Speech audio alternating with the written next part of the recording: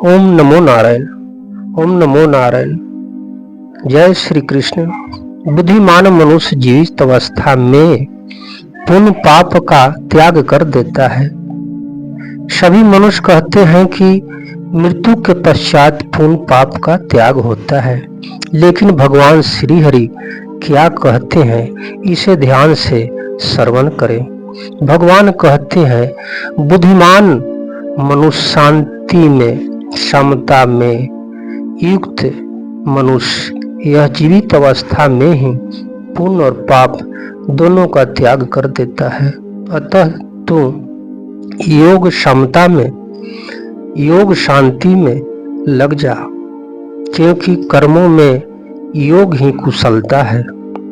समता युक्त मनुष्य जीवित अवस्था में ही पुण्य पाप का त्याग कर देता है, अर्थात उसको पाप पुण्य नहीं लगते हैं, वह उससे रहित हो जाता है। जैसे संसार में पुण्य पाप होते ही रहते हैं, पर सर्वव्यापी परमात्मा को वे पुण्य पाप नहीं लगते। ऐसे ही जो समता में निरंतर, शांति में निरंतर स्थित रहता है, उसको पुण्य पाप नहीं लगता। गीता दूसरे अध्याय का 48वां श्लोक, समता शांति एक ऐसी विद्या है जिससे मनुष्य संसार में रहता हुआ ही संसार से स्वार्थ निर्लिपित रहता है। जैसे कमल का पत्ता जल से ही उत्पन्न होता है और जल में ही रहता है, पर वह जल से लिपित नहीं होता। ऐसे ही समता युक्त पुरुष संसार में रहते हुए भी संसार से निर्लिपित रहता है। पुण्य पाप उनका स्पर्श नहीं करते, अर्थात वह पुण्य पाप से असंग हो जाता है। वास्तव में यह स्वयं चैतन्य स्वरूप पुण्य पाप से रहित है। केवल असत पदार्थों, शरीर आदि के साथ संबंध जोड़ने से ही पुण्य पाप लगते हैं। अगर यह असत पदार्थों के साथ संबंध न जोड़े तो यह आकाश की तरह निर्लिपित रहेगा, इसको पुण्य पाप नहीं लगेगा। इसलिए तुम योग में लग जाओ, अर्थात निरंतर परमात्मा में, समता में, शांति में स्थित रहो। वास्तव में शांति तुम्हारा स्वरूप है, अतः तुम नित्य निरंतर समता में ही स्थित रहते हो। केवल राग दोष के कारण तुम्हारे को उस समता का अनुभव नहीं होता है। अगर तुम हरदम समता में, शांति में स्थित न रहते तो सुख और दुख का ज्ञान तुम्हें कैसे होता, क्योंकि ये दोनों ही अलग अलग हैं। जब इन दोनों को तुम्हें ज्ञान होता है तो तुम्हें इसके आने जाने में सदा सम स्वरूप से रहित हो। इसी समता का तुम अनुभव करो। कर्मों में योग ही कुशलता है, अर्थात कर्म की सिद्धि असिद्धि में और उन कर्मों के फल की प्राप्ति अप्राप्ति में सम रहना ही कर्मों में कुशलता है। उत्पत्ति विनाशशील कर्मों में योग के सिवाय दूसरी कोई महत्व की चीज नहीं है। इन पदों में भगवान ने योग की परिभाषा नहीं बताई है, प्रस्तुत योग की महिमा बताई है। अगर इन पदों का अर्थ कर्मों में कुशलता ही योग है, ऐसे किया जाए तो क्या आपत्ति है। अगर ऐसा अर्थ किया जाएगा तो जो बड़ी कुशलता से सावधानी पूर्वक चोरी करता है, उसका वह चोरी पूर्ण कर्म भी योग हो जाएगा। अतः ऐसा अर्थ करना अनुचित है।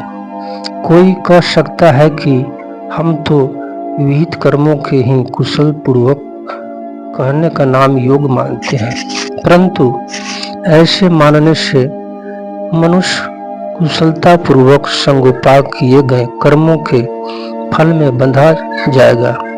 जिससे उसकी स्थिति समता में नहीं रहेगी। अतः यहाँ कर्मों में योग ही कुशलता है, ऐसा अर्थ लेना ही उचित है। कर्म की कर्मों को करते हुए भी जिनके अंतःकरण में समता शांति रहती है, वह कर्म और उनके फल में बंधेगा नहीं। इसलिए उत्पत्ति विनाशील कर्मों को करते हुए सम रहना ही कुशलता है, बुद्धिमानी है। दूसरी बात, पीछे के 2 श्लोकों में तथा इस श्लोक के पूर्व में यह भी योग क्षमता का ही प्रसंग है, कुशलता का प्रसंग है ही नहीं। इसलिए भी कर्मों में योग ही कुशलता है। अतः अर्थ लेना प्रसंग के अनुसार नियुक्त है। प्रविष्ट भाव, इस श्लोक में आए योग पदों का विचार करें तो इनके 2 अर्थ लिए जा सकते हैं। पहला, कर्मों में कुशलता ही योग है, और दूसरा, कर्मों में योग ही कुशलता है। अगर पहला अर्थ लिया जाए कि कर्मों में कुशलता ही योग है, तो जो बड़ी कुशलता से सावधानी से चोरी, ठगी आदि कर्म करता है, उसका कर्म योग हो जाएगा। परंतु ऐसा मानना उचित नहीं है, और यह निस्वार्थ कर्मों का प्रसंग भी नहीं है। अगर यह शुभ कर्मों को ही कुशल पूर्वक करने का नाम योग माने, तो मनुष्य कुशलता पूर्वक संगोपांग किए हुए शुभ कर्मों के फल स्वरूप से बंध जाएगा। अतः उनकी स्थिति समता में नहीं रहेगी और उनके दुख का नाश नहीं होगा। शास्त्र में आया है, अर्थात कर्मों से मनुष्य बंध जाता है। अतः जो कर्म स्वभाव से ही मनुष्य को बांधने वाली है, वे ही मुक्ति देने वाले हो जाए, यह वास्तव में कर्मों में कुशलता है। मुक्ति योग क्षमता से होती है, कर्मों में कुशलता से नहीं। योग क्षमता का आदि और अंत नहीं होता। प्रस्तुत कर्म कितने ही बढ़िया हो, उनका आरंभ तथा अंत होता है, और उनके फल का भी संयोग तथा वियोग होता है। जिनका आरंभ और अंत संयोग तथा वियोग होता है, उसके द्वारा मुक्ति की प्राप्ति कैसे होगी? नश्वान के द्वारा अविनाशी की प्राप्ति कैसे होगी? समता तो परमात्मा का स्वरूप है, अतः महत्व योग का है, कर्मों का नहीं। अगर पहला अर्थ ठीक माना जाए तो भी कुशलता के अंतर्गत शांति, समता, निष्काम भाव को ही लेना पड़ेगा। अगर कर्म में कुशलता ही योग है, तो कुशलता क्या है? इनके उत्तर में यह कहना ही पड़ेगा कि समता ही कुशलता है। ऐसी स्थिति में कर्मों में योग ही कुशलता है, ऐसा सीधा अर्थ क्यों न लिया जाए? पद में योग शब्द आया है, तो फिर कुशलता का योग अर्थ लेने की जरूरत है ही नहीं। अगर प्रकरण पर विचार करें तो योग समता का ही प्रकरण चल रहा है, कर्मों की कुशलता नहीं। भगवान कहकर योग की परिभाषा भी बता चुके हैं। अतः इस प्रकरण में योग ही विधेय है, कर्मों में कुशलता विधेय नहीं। योग ही कर्मों के कुशलता है, अर्थात कर्मों को करते हुए हृदय में समता रहे, राग दोष न रहे, यही कर्मों में कुशलता है। इसलिए इस योग की परिभाषा नहीं, प्रस्तुत योग की महिमा है। इसी 5वें श्लोक के पूर्वार्ध में भगवान ने कहा कि समता से युक्त मनुष्य पाप और पुण्य दोनों से रहित हो जाता है। अगर मनुष्य पुण्य और पाप दोनों से रहित हो जाए, तो फिर कौन सा कर्म कुशलता से किया जाए? अतः पुण्य और पाप से रहित होने का यह अर्थ नहीं है कि वह कोई भी क्रिया नहीं करे, क्योंकि कोई भी मनुष्य किसी भी अवस्था में क्षण मात्र भी कर्म किए बिना नहीं रह सकता। अतः यह पुण्य और पाप दोनों से रहित होने का अर्थ है उसके लिए फल से रहित मुक्त होना। इस श्लोक में भी भगवान ने फल से पदों में फल के त्याग की बात कही है।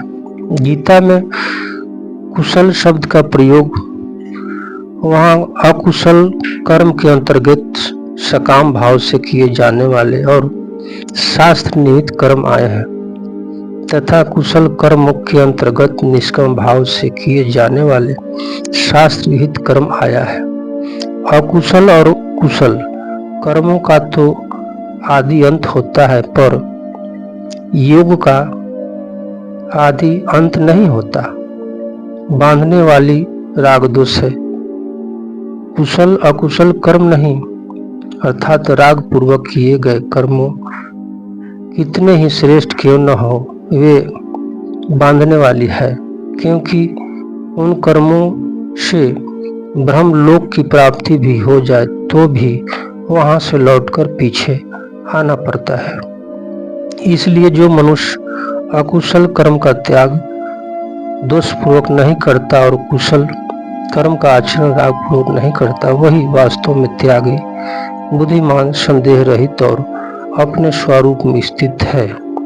उपयुक्त विवेचन में सिद्ध हुआ कि पद का अर्थ कर्मों में योग ही कुशलता है, ऐसा ही मानना चाहिए। भगवान भी योग में स्थित होकर कर्म करने की आज्ञा देते हैं।